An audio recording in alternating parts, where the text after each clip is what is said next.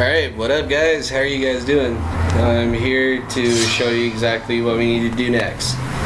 So this episode is going to be a little bit shorter than the other ones, but it's because I don't want to start with the surface just yet. So forgive me on that, but we will get that in the next episode. So now, where we left off was in the Chamber of the Goddess. So you want to raise your sword skyward, and you swing it to send out a Skyward Strike. And this is what's really cool about this game, is the mechanic of the Skyward Strike. You just hold it up, it charges the beam, you let it go, and then boom. It's a good way to send enemies flying. And then if you can, quickly run up to them and do the fatal blow. That's what I used to do. If I can, I'll show you how to do it. So if you want to do it yourselves, you can. It's pretty easy against like slightly stronger enemies, just to hit them back. So after the column rises, you just want to insert the stone tablet that Phi gives you. And this will activate a pillar of light, which will lead us to the surface. Master Enigma, it is done. Until now, a cloud barrier created by the goddess has separated the world you know from the one below. The tablet you place in the altar has opened a small rift in the barrier. You can now use it to travel through the clouds to the realm below. I have recognized you as my master, and so it is my duty to follow you wherever you may go. I reside in your sword, and I will accompany you in your travels. Press down on the D-pad to summon me whenever you require my assistance. And there she goes. Enigma, listen a moment. The nature of the great apocalypse mentioned in the old text is a complete mystery to me. But whatever it turns out to be, it seems that both you and Zelda have big roles to play in the destiny of this land. Just think, if what this Phi says is true, Zelda is alive and no doubt coming to terms with whatever it is the goddess has in store for her. Should you heed the call of destiny, I don't know what the dangers you may have to face, Enigma, especially down there. But if you decide to brave the unknown, please find my daughter and bring her back. What we've seen here today defies explanation, but it is only the start of your journey. Please see it through and prove the legends true. Okay, let's do this. You do your people proud, Enigma. I will. Dawn is drawing near. It has become a long night for the both of us, hasn't it? You have a great journey before you, Enigma, and those clothes, they don't look up to the task. The uniform you were to receive for winning the race should be ready by now. A sturdy uniform like that will prove much more suitable for a long journey. You better change before you go. Alright. You can tell he's determined. Link, no matter who he is, he's always determined just to go fight. That's one thing I really liked about Link in the Legend of Zelda series. It's that he's always ready to tackle whatever dangers. Alright, so look at that. There is the special tunic. And this is the start of where Link comes from. The green uniform is what our knights will be wearing this year. To be honest, I've had my doubts about the color. But oddly enough, seeing you wear this uniform, I can't imagine a more fitting color for you. It's as though you were born to wear it.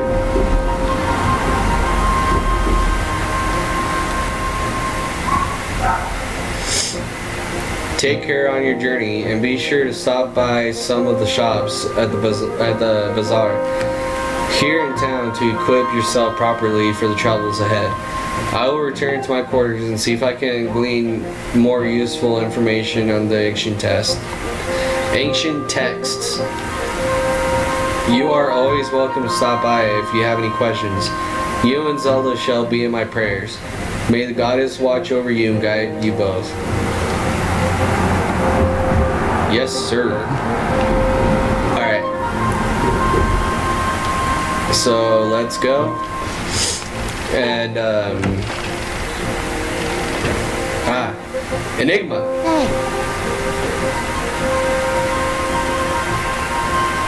That green uniform looks so adventurous. You sure look like a knight now. The headmaster said that you're heading out to look for Zelda. You're really something else. I could never imagine myself doing what you were about to do. I put a lot of work into making this. You should take it with you. You got the adventure pouch. You can store all kinds of useful items in this handy piece of gear. It's an adventure pouch. It's for adventures. It's neat because you can fit 4 things into that you'll need on your big journey. You can buy all kinds of stuff at the bazaar that you can put in this pouch. You should look. You can buy some potions and a shield. They fit in a pouch and they might come in handy on an adventure. Enigma, I just know you'll find Zelda for us. I will for sure. Alright, so let's that's Headmaster Giapora's office. Let's go back to where that unopened treasure chest is real fast. Since we have time for it, I want to go see if I have enough room in my pouch to carry those rupees.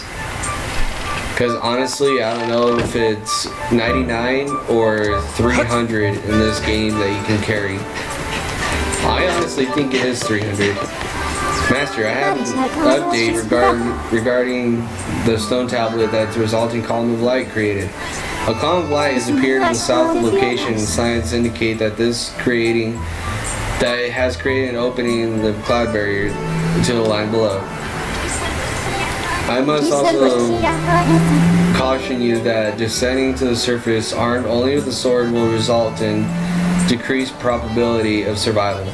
If you have not already done so, I advise you to purchase a shield and potions at the bazaar in preparation of your journey.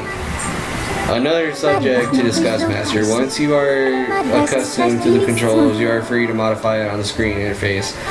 On the gear screen, the interface will change to on-screen display to suit your preferences. So what's really cool about this game, what she's talking about the preferences, is that you can change the side of the shield. So if you're right-handed like I am, you can have Link hold his sword like this. But if you're left-handed, that's what you can use. I honestly don't think there's much difference to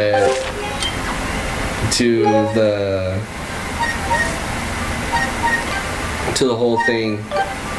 The interface also is like you can use standard, pro, stuff like that, depending on your preferences and whatever is easier for you to use. I am so sorry. And I think in the beginning of the main menu, you can go on and change the side of the way you want to handle the sword. So you go ahead and do that. Alright, so 20 rupees.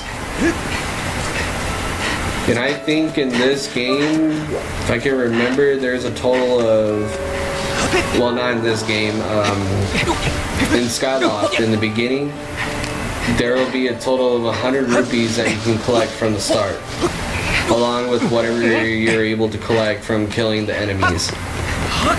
Alright, so before we go to the bazaar, I want to get a shield, but instead of getting a shield that's over there at the tent area, you can get a free shield from over here. If you talk to this guy. I heard the news, Enigma. Zelda's fallen down through the clouds, and you're going to look for her, is that right? The headmaster told me there's land beneath the clouds. Do you know anything about that? So that is the famous sword.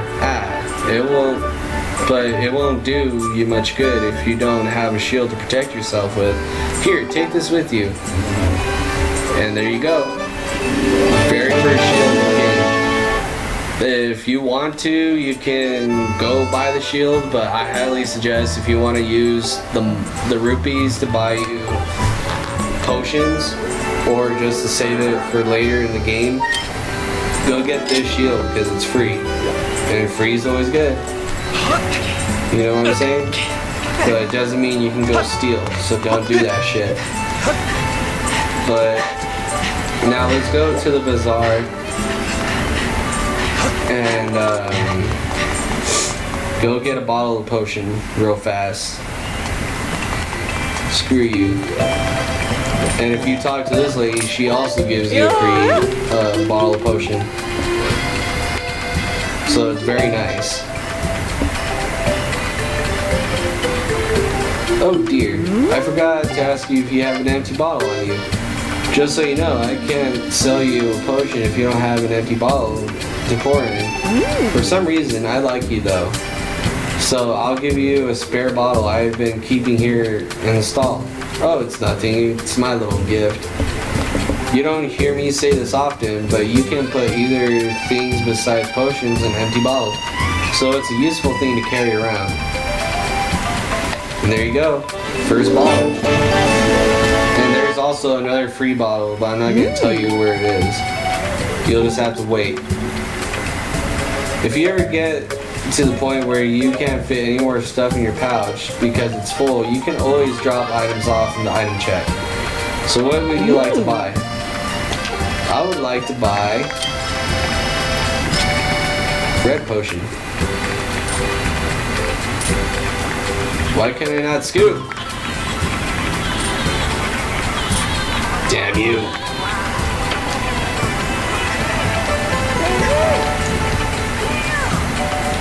That's a vat of heart potion. Drink this, dear, and it will replenish your 8 hearts. Why don't you pick up some for your adventure? It's only 20 rupees. I will take that offer.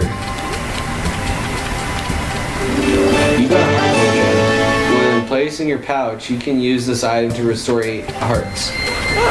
Thank you, sweetie. If you want a potion powered up, go see my husband at the end of the counter. He can make something up for you. So we'll get to that later, but that thing is very, very useful, believe me. And this is where you buy your items. This is the item check, so you can put stuff that you don't want to use. And this guy, he tinkers with your items. But we'll get to all that later after we go to this part of the world that we're going to go to in the next episode. So stay tuned, and we will be back. There's actually one thing I want to do just to get out of the way real fast. It's not here anymore. Oh well. Free rupee for me. But normally, if we would have gone there in the beginning, this kid right here, he'll be telling you what to do so you can be able to knock things down from the tree. And what he wants is to catch a sky stag, I think it's what it's called. It's like a hornet beetle. But we don't have to worry about that now. So in the next episode, we will be getting to the land below. And we will start from there. Alright? See you guys then. Later.